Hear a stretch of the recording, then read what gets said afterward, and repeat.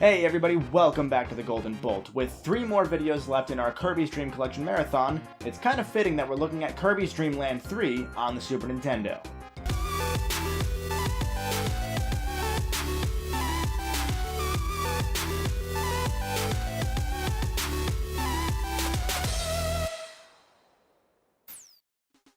Dream Land 3, like what seems to be a lot of the Kirby franchise, has a lot of its development history shrouded in mystery. So instead, let's look at some fun little tidbits.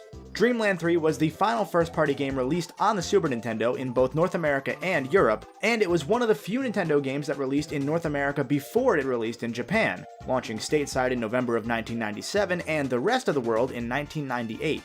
To make up for the US getting the game first, the North American cover has a few typos, referring to DDD as Kind DDD, and misspelling the word latest. Sometime after Dream Land 2, Kirby and Gooey are fishing when suddenly Dark Matter returns, smashes into Popstar, and starts trying to take it over. Again. So, yet again, Kirby rounds up his animal buddies, including Rick, Coo, and Kine from Dream Land 2, Gooey and Choo Choo, who made cameos in that same game, and the newcomers Pitch the Bird, Nago the Cat, and Sonic the Hedgehog.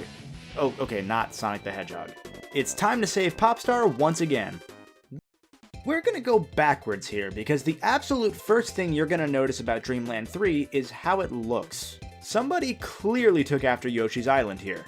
Don't worry, Kirby got his payback later. Epic Yarn's art style is now the defining feature of the Yoshi games, so it kind of evens out.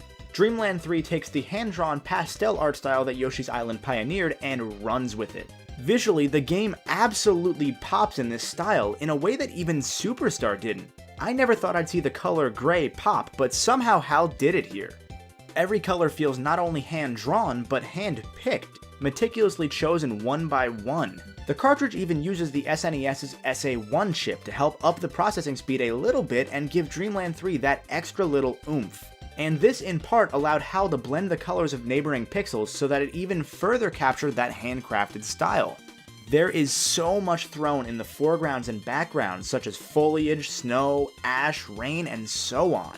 The levels, as usual for Kirby, are incredibly varied visually, which is even more impressive in Dream Land 3 because 4 of the 5 worlds are actually brought back from Dream Land 2. The actual levels themselves are different, but to see the same basic areas from that game brought back here, given color, and tweaked into this new art style is just awesome. As expected, the sprites are all adorable as well. In fact, maybe they're a little too cute. When Kirby chooses an animal buddy in Dream Land 3, any other nearby animal buddies get incredibly sad or upset. I don't ever want to grab an animal buddy because it makes me feel bad. I want all of them.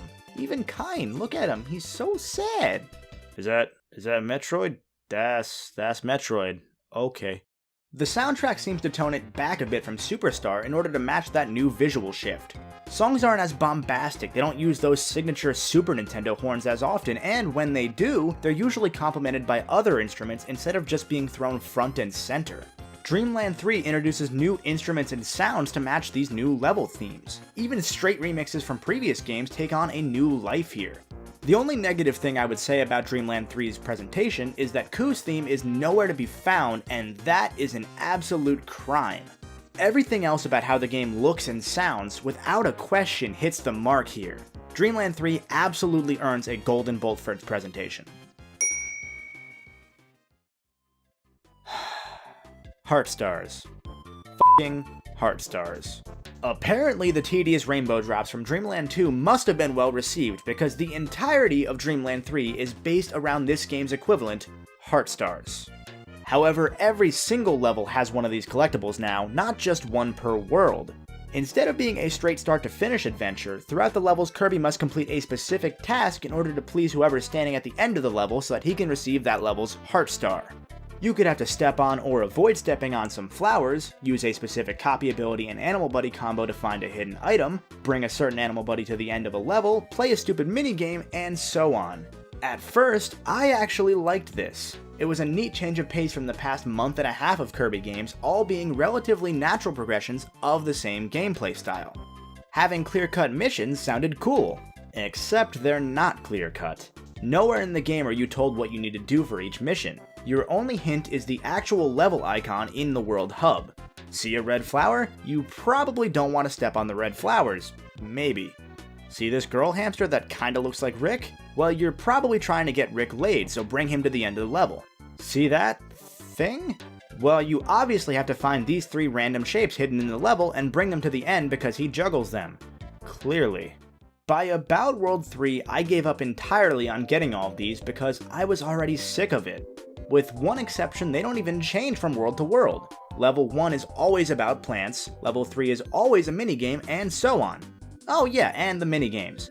They are way too demanding for a game like this, almost comically so. You need to solve 3 puzzles in a row in order to get the heart stars for these levels, and 1 strike and you're out. There's no replaying them unless you restart the level entirely. It's usually just a brute memorization puzzle. This is a game made for kids, and at one point, one of these puzzles was literally, I am not exaggerating when I say this, blink and you miss it. Every single one of the heart stars is required for the true final boss and the real ending of the game. I didn't get all of them. I did it with Dreamland 2 and I ruined the game for myself. I'm sorry, I don't care enough this time. These missions are tedious at best and horrendous at worst. The only good thing about them is that we get some cameos like Rob and Samus, hence why there are Metroids. Now that that's out of the way, let's get back to the core gameplay. It's the natural evolution of Dreamland 2. There are only 8 copy abilities in Dreamland 3, but each of them is usable both as Kirby alone and with one of the 6 animal buddies, meaning that all in all, there are over 50 different abilities that you can use. Some of them are pretty similar, but there's enough for you to want to experiment. Nope, that's it, that's the only one I need.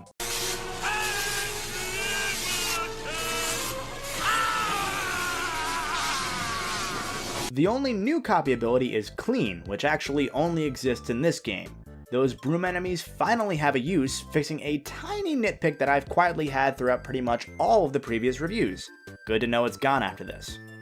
The others are all the basic staples: fire, ice, cutter, spike, and so on. As a result of this, a good chunk of this game's enemies don't actually have a copy ability, which is kind of disappointing. All 3 of the returning companions have pretty much the same core abilities, so let's talk about the newcomers. Nago has a double jump and likes to roll Kirby in front of him like a ball. Choo Choo can climb on ceilings and eat enemies while underwater. Pitch doesn't really do anything. He's mostly useful for his copy abilities and for being small, meaning that Kirby can get into some smaller areas with him than he could with, say, Coo. I really enjoy that the concept of the animal companions returned, but at times it feels like they were shoehorned in. At times being most of the time. Rather than doing what Dreamland 2 often did and having the animal buddies in specific rooms, separate from the main action, Dreamland 3 ties them into the mostly linear room-to-room adventure. When you walk into a room, you'll have a choice between 2 or 3 of these companions. Which one is the rest of the level designed for? I guess you'll have to find out later. What was really nice about Dreamland 2's implementation of the animal companions is that all 3 of them felt useful in specific areas, and they were usually given to you before the areas where they would be the most useful. In this game, they're all thrown at you all at once, and it's not often that they feel like they're designed to fit in the levels. There are a lot of narrow corridors in Dreamland 3, which makes it tough for you to move with the larger companions without taking a hit. Each level ends up being a war of attrition for me. How far can I get without losing my patience and just starting to take cheap hits because I don't want to drop my companion? Even if this does get the best of you like it did to me sometimes, dying still doesn't matter much, as is to be expected with the Kirby games. You can replenish lives with the new end of level minigame or by collecting the returning point stars. Unlike in Dreamland 2 though, you'll need 30 of these stars to get an extra life, not 7. If you're not going for all the heart stars, it's your basic Kirby game, except for the most part, even easier. The boss fights that mostly return from the previous games end up on the simple side, except for Wispy Woods, which transforms into an evil demonic tree that chases you. Wow, that's kinda horrifying. It all feels just kind of here. Levels kind of drag, especially later on, despite me skipping the heart stars by that point. It's a shame because Dreamland 2's core gameplay was arguably my favorite up until this point, and instead of expanding on it in a meaningful way, it feels wasted. Even the co-op that returns from Superstar just kind of feels here. All it does is give GUI a reason to exist in the plot. The best I could give Dreamland 3's gameplay is a bronze bolt. Kirby's Dream Land 3 was a frustrating experience for me. I really wanted to get into this game based on the art style and based on the animal buddies returning, and I loved the animal buddies in Dreamland 2. but they also took some of the worst parts of Dreamland 2 and expanded upon them here, and not in a good way. The Heart Stars just absolutely took me out of the experience, and the animal buddies themselves don't really feel important. And that's a shame. This could have been, and probably should have been, my favorite Kirby game to date, but instead it might be my least favorite. With this one out of the way, though, we only have one more full game in our Kirby's Dream Collection Marathon, and that is Kirby 64, The Crystal Shards. So join me next time when we look at that. As always, thank you very much for watching. If you liked the video, make sure you hit that like button and share it with your friends, and if you haven't already, you should subscribe too. As always, stay golden.